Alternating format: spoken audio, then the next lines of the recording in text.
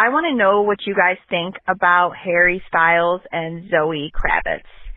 I know obviously Zoe and Taylor are friends. She recently did an interview with Austin Butler promoting the new movie that they have together, saying that she gets the sourdough from Taylor.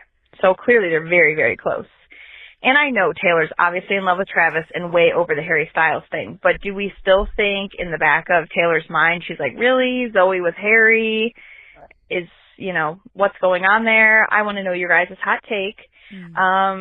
Also just want to say proud of Noah for working on his list. Okay. Love you guys. Bye.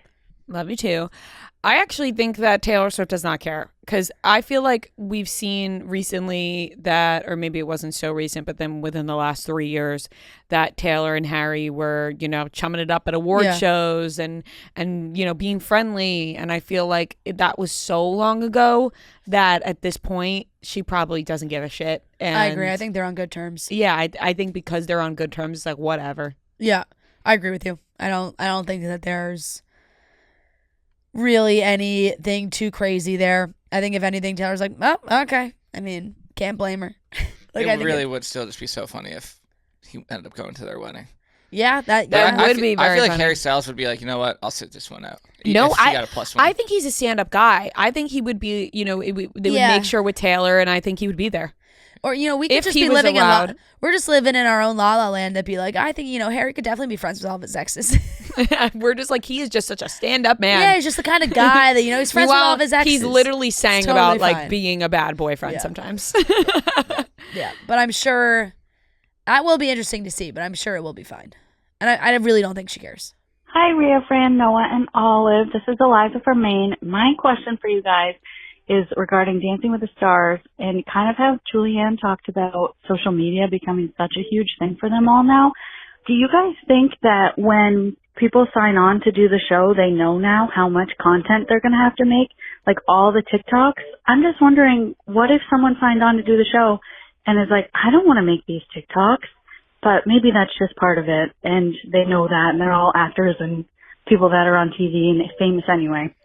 Also, I brought my husband with me to the show in Maine in Algonquin, and he had the time of his life, and he keeps asking when you're coming back, so please come back to Maine. Love you guys. Bye. Honored. We so loved nice. that show. Yeah, we did. I feel like, honestly, I've had that thought recently, seeing the amount of TikToks that they've been doing for Dancing with the Stars, and been like, God, this is exhausting. Yeah. Not only are they, practicing 24/7, they got to make sure they make enough TikToks for people to be interested in them and for people to vote, which was not part of the criteria, years back. But it is heavily, heavily incorporated now.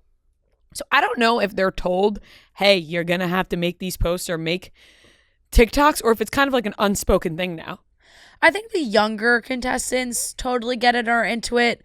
And then like the older ones, they're just, the pros do it too now. Right. So it's like the pros are filming you. Like I'm looking, like all the TikToks that Emma's been making with Andy are so funny. And like that's on Emma. Like she's making all this content, and it's smart because she's trying to push his funny, relatable. It's like, oh, like he's doing the King Julian voice on TikTok, it's the whole thing. It also like plays a part in winning, right? Like because you 100%. need the Definitely, people to like you need. Right. So if people start it's a watching likability factor for sure. Emma and Andy's videos, go, oh, I'm starting to root for them, then we'll vote for them. So there's definitely a huge plus side to doing it. I don't know if it's mandatory, but I think when you see the other teams doing it, then you go, oh, now we got to do it. And there's probably a little friendly competition with that as well. Like, Mark and Whitney, their TikToks are top notch and they're nonstop. Yeah. Unfortunately, it's just like unfortunate for the other couples and the other contestants, but like for those that their job is on TikTok already, it's easy for them. It's part of their job. Like they're Alex filming. Earl is... Yeah, Alex, Whitney, Jen. They're filming their everyday life anyway, and this is what their everyday life looks like now. So it just like fits into it perfectly. Someone that maybe doesn't post as much or is a little bit more private on social, it's definitely different. But I do think that they do a good job pairing people up where if you're maybe not somebody that's on social a lot, your pro is. So then you kind of have like a balance and you're still being seen a lot. But I mean, my For You page is a lot of I see a lot of Emma, a lot of Alex, a lot of Whitney. Like it's just that's Dylan and Daniela. Did you see Dylan moving his hips? I watched that video. That was like the viral I watched that dance. Yeah, it's like thing. doing the whisk. Yeah. I probably watched that video. People comment, they're like, "Why is this video 30 hours long?" It's like that was literally me.